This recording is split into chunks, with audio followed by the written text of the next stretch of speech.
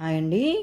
ఇంట్లో ఏమి లేనప్పుడు ఏమైనా తినాలనిపించినప్పుడు అన్నీ ఇంట్లో ఉన్న వాటితోటే స్వీట్ తినాలనిపిస్తే పిల్లలు హాలిడేస్ ఇంటికాడ ఉంటారు కదా, ఏదో ఒకటి కావాలని నేను ఇంకా 2-3 రోజులు అవుతుంది ఏం చేయక. అయితే ఏమన్నా చేయమనంటే ఇంకా రోజు స్వీట్ చేసిన అనమాట. పెసరపప్పు పాయసం చేసిన అనమాట. చాలా చాలా బాగుంటుంది. పెసరపప్పు మంచిగా కలర్ వచ్చే వరకు వేయించుకోవాలి. 1 కప్పు పెసరపప్పు అయితే 1/2 కప్పు సగ్గుబియ్యం నానబెట్టి పెట్టుకోవాలి వేయించేటప్పుడే. అది ఒక గంట సేపు నానబెట్టుకుంటే తొందరగా ఉడుకుతుంది అనమాట. ఇంకా మేము ఇక పెళ్ళికి వేయించినాం అనమాట. పెళ్ళికి వేయి రాగానే నానబెట్టలేదు. సరే నానబెట్టకపోతే కొంచెం టైం పడుతుంది ఉడకడానికి అంతే. అయితే అవి పక్కకు నానబెట్టుకొని ఇక్కడ పెసరపప్పు వేయించుకోవాలి కలర్ వచ్చే వరకు. మంచి కలర్ వచ్చిన తర్వాత ఒక 2 గిన్నెలు, 1 కప్పు పెసరపప్పు 2 కప్పుల వాటర్ పోసుకోవాలి. పోసుకొని ఉడకబెట్టుకోవాలి. కుక్కర్లో అయితే ఒక విజిల్కి ఉడుకుతుంది మంచిగా. మీడియం ఫ్లేమ్ మీద పెట్టుకుంటే ఇక హై ఫ్లేమ్ పెడితే 2 విజిల్లోకి ఉడుకుతుంది అనమాట. నేను కుక్కర్లో ఇట్లా ఏం పెట్టలేదు, మామూలుగానే ఉడికించిన అనమాట. అది అక్కడ పెసరపప్పు ఉడికేలోపు మనం ఇక్కడ సగ్గుబియ్యం ఉడకబెట్టుకోవాలి. దీనికి కూడా ఒక 1/2 కప్పు సగ్గుబియ్యానికి ఒక 2 కప్పుల వాటర్ పోసుకొని మంచిగా ఉడకబెట్టుకోవాలన్నమాట. సగ్గుబియ్యం కూడా కలుపుకుంటూ ఉండాలి, లేకపోతే అడుగంటుతుంది తొందరగా. సగ్గుబియ్యం అనేది అడుగంటుతుంది అనమాట. ఈ సగ్గుబియ్యం కూడా తొందరనే ఉడికితే నానకపోతే కొంచెం ఒక 4-5 నిమిషాలు అట్లా పడుతుంది.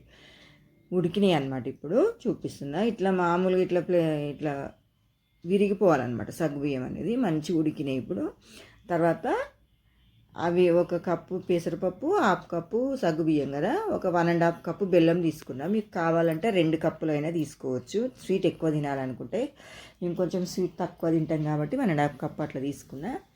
ఇగో సగ్గుబియ్యం మంచిగా ఉడికినాయి కదా. ఇక్కడ పాలు కూడా కాగబెట్టుకోవాలన్నమాట. కాగబెట్టి కొంచెం చల్లగా కావాలి, పాలు వేడిగా ఉండొద్దు. ఇక్కడ పాలు కూడా మసులుతున్నాయి కదా. ఇగో పెసరపప్పు కూడా మంచిగా ఉడికింది. మరీ మెత్తగా ఉడకని అవసరం లేదు. మనం తింటుంటే ఏమంటారు పంట కింద తలగాలన్నమాట. కొంచెం ముక్కలు తగులుతుంటే టేస్ట్ అనేది మనకు ఫ్లేవర్ తెలుస్తుంది, చాలా బాగుంటుంది. మరీ మెత్తగా ఉంటే కూడా టేస్ట్ బాగుండదు అనమాట. ఇట్లా స్పూన్ తోటి గంటతోటే స్మాష్ చేసుకోవాలన్నమాట. మరీ పప్పు గుత్తితోటి అవసరం లేకుండా కొంచెం ఇట్లా గింజలు ఉండేటట్టుగా లైట్గా స్మాష్ చేసుకోవాలి. ఇక సగ్గుబియ్యం ఉడికినాయి కదా, ఆ సగ్గుబియ్యంలోనే పెసరపప్పు పోసుకోవాలన్నమాట. ఉడికిన పప్పు పోసుకొని బాగా కలుపుకోవాలి. ఇంకా చాలా చాలా టేస్టీ ఉంటుంది. అన్ని ఇంట్లో ఉన్న వాటితోటే ఈజీగా అయిపోతుంది అనమాట చేసుకోవడం. అంత పెద్ద సుతారం ఏమి ఉండదు ఇంట్లో. తర్వాత బెల్లం వేసుకోవాలి. బెల్లం కూడా కరిగే వరకు బాగా కలుపుకోవాలన్నమాట. కంప్లీట్గా బెల్లం కరిగిపోవాలి.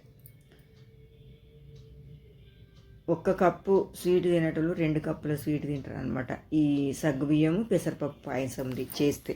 మళ్ళీ సమ్మర్ కదా, పెసరపప్పు చలువనే, సగ్గుబియ్యం కూడా చలువనే అనమాట. మంచిగా హెల్త్కి కూడా మంచిది. బెల్లము పాలు అన్నీ హెల్త్కి మంచివే కదా. హెల్త్కి మంచిది, టేస్ట్ బాగుంటుంది. మనకు తొందరగా చేసుకోవచ్చు, కష్టం లేకుండా, చాలా టైం పట్టకుండా. తర్వాత ఇంకా అది పక్కకు పెట్టేసుకోవాలన్నమాట. ఇంకా ఉడికింది కదా, బాగా కలుపుకొని పక్కకు పెట్టుకొని ఒక కడాయి చిన్నది పెట్టుకొని 1 స్పూను నెయ్యి వేసుకొని జీడిపప్పు, బాదం పప్పు, కిస్మిస్లు ఇవన్నీ వేసుకోవాలి. నెయ్యిలో వేసి మంచిగా వేయించుకోవాలన్నమాట. కిస్మిస్లు అనేది ఇట్లా లావు కావాలి, అట్లా ఫ్రై అయ్యే వరకు ఫ్రై చేసుకోవాలన్నమాట. ఇది తొందరనే ఫ్రై అవుతాయి. కిస్మిస్లు చూసిరా మంచిగా ఫ్రై అయినాయి, ఇట్లా లావుగా అయినాయి కదా. ఇది పక్కకు పెట్టేసుకోవాలి. ఇక పక్కకు పెట్టి స్టవ్ ఆఫ్ చేసుకొని, ఇది కొంచెం చల్లగా అయింది కదా, ఇప్పుడు కొంచెం చల్లగా అయిన తర్వాతనే పాలు పోసుకోవాలి. ఎందుకంటే కొంచెం ఇక విరిగిపోయే ఛాన్స్ ఉంటుంది అన్నమాట. 1 స్పూన్ నెయ్యి వేసుకోవాలి. ఇంట్లో కూడా 1 స్పూన్ నెయ్యి వేసుకొని బాగా కలుపుకోవాలి. కొంచెం లైట్గా చల్లగానే అవసరం లేదులే, అంటే మరీ ఎక్కువ అవసరం లేదు. కొంచెం స్టవ్ ఆఫ్ చేసుకున్నాక పోసినా పర్వాలేదు, ఏమి విరిగిపోవు. ఇప్పుడు పాలు పోసుకొని ఇంకా నెమ్మదిగా కలుపుకోవాలన్నమాట. మరి కొంచెం కడాయి చిన్నగా అయింది, పాయసం ఎక్కువ అయిపోయింది కదా. ఇక మేము ఎక్కువ మంది ఉంటాం కదా, చాలా వేసిన అనమాట. 1 కప్పు పెసరపప్పు 1/2 కప్పు సగ్గుబియ్యంతో ఇంత పాయసం అయింది. మీరు ఇక 2-3 ఉంటేనైతే 1 స్పూన్లలోనే చేసుకోవచ్చు. 4 ఉంటే, చిన్న ఫ్యామిలీ అయితే 1 స్పూన్లు, 2 స్పూన్లు పెసరపప్పు, 1 స్పూను సగ్గుబియ్యంతో పాయసం అయిపోతుంది అనమాట. బాగా కలుపుకున్నాం కదా. ఇప్పుడు అస్సలు విరగలేదు చూసిరా. తర్వాత ఈ డ్రై ఫ్రూట్స్ నెయ్యిలు వేయించుకున్నాం కదా, అవన్నీ వేసుకోవాలి. ఇంకా బాదం, జీడిపప్పు, కిస్మిస్లు కొంచెం నల్లగా అయినాయి, పర్వాలేదు. అయినా డ్రై ఫ్రూట్స్ కూడా వేసుకొని మంచిగా కలుపుకోవాలి ఒకసారి. కలుపుకొని ఇక పిల్లలకు గిన్నెలలో పోసిస్తే అసలు గిన్నె దించకుండా తాగుతారనమాట. అంత బాగుంటుంది.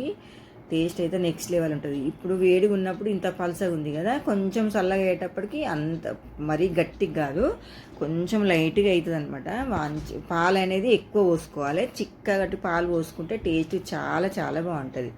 ఓకే అండి, ఒకసారి ఇట్లా ట్రై చేయండి. సగ్గుబియ్యం పెసరపప్పు పాయసం ట్రై చేసి కామెంట్ బాక్స్లో చెప్పండి ఎట్లొచ్చిందో. ఓకే అండి.